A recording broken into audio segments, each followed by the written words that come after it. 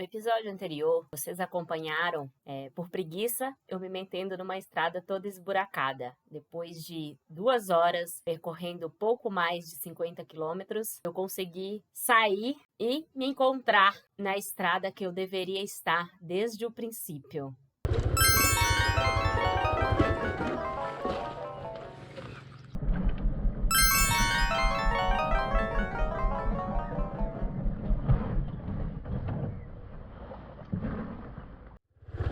Então aqui a gente vai assim, nessa lerdeza, devagar, quase parando.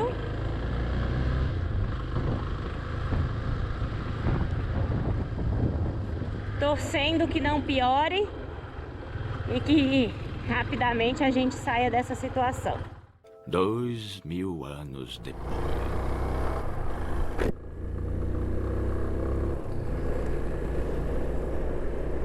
Saí daquela rodovia BA-052, eu rodei naquela estrada bem esburacada, um pouco menos que 50 quilômetros.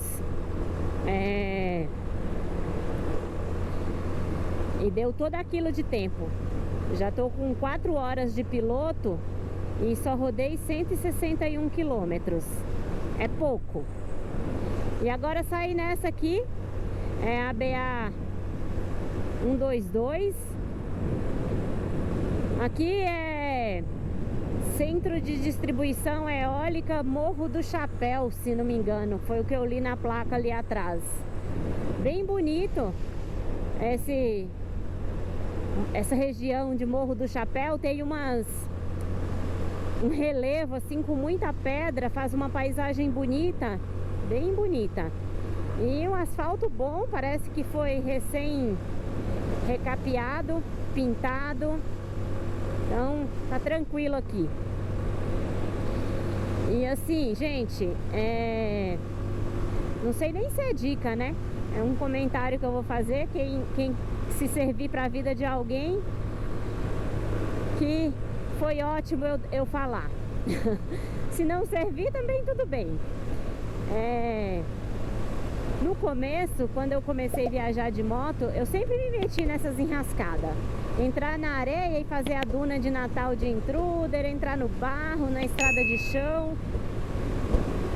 E às vezes eu ficava assim bem nervosa, né, irritada. Até hoje eu fico. Por uma situação inusitada, você planejou 500 quilômetros e de repente se deparar daquele jeito ali e perder 4 horas do dia para quem tem que rodar 500. Então, isso acaba levando o nível de estresse da gente lá no alto.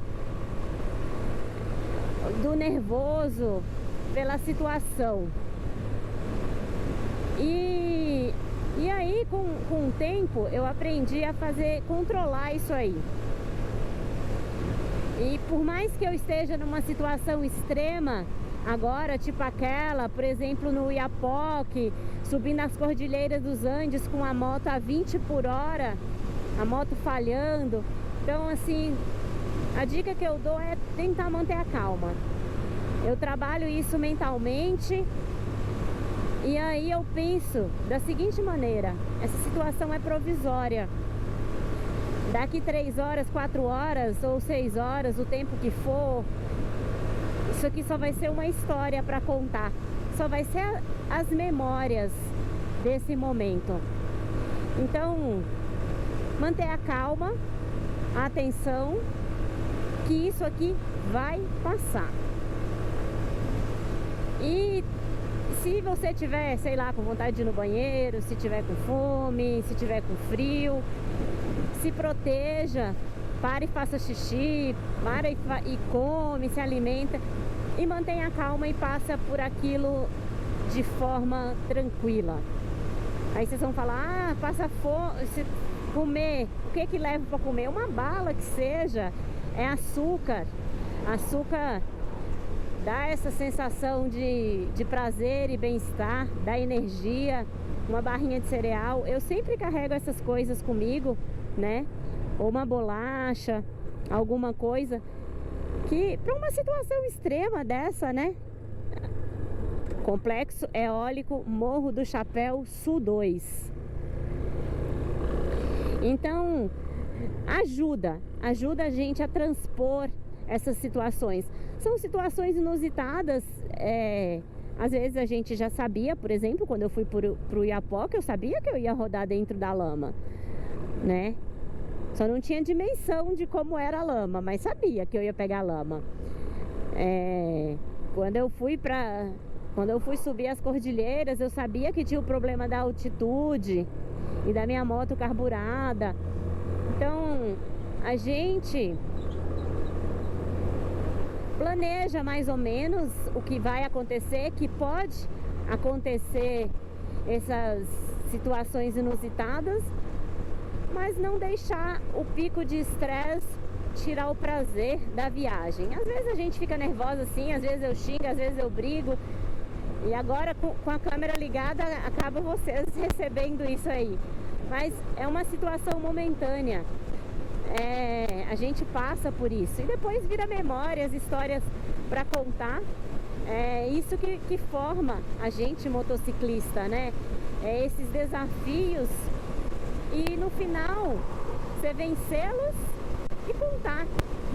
A gente não for forjado pelo asfalto, se a gente não for forjado pelas dificuldades, se a gente não for forjado a superar desafios.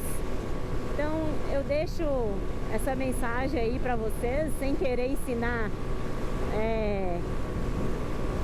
o padre a rezar a missa, não é essa a minha intenção. Eu estou apenas compartilhando como eu era e como eu faço agora,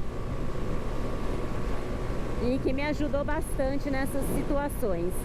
E aí outro fator, fator de estresse, é viagem acompanhada. Muita gente, até mesmo aqui no canal, já me perguntou se eu aceitaria viajar com a pessoa, se eu aceitaria companhia de viagem. Eu acho muito difícil a gente achar uma companhia de viagem que bata, principalmente viagem longa. Cortar pequenos trechos eu até não digo, mas viagem longa eu acho muito complicado, em especial por essas situações.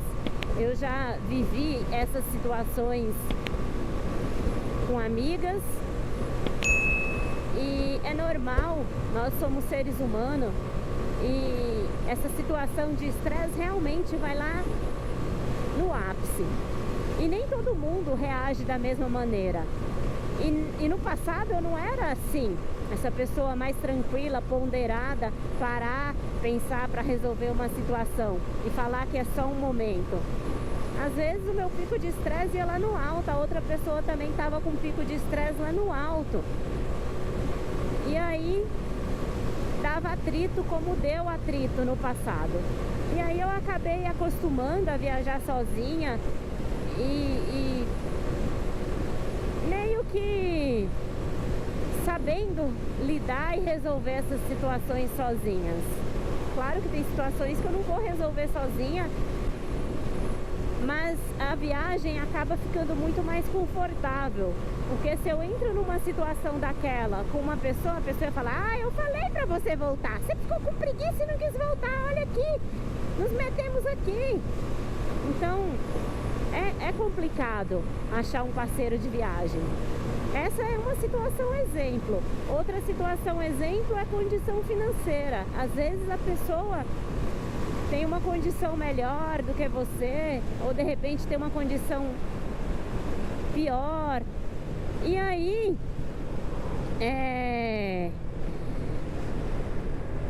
não aceita certos tipos de coisa. Eu, por exemplo, ontem comprei pão, tô levando aqui 2 pães, pão com queijo.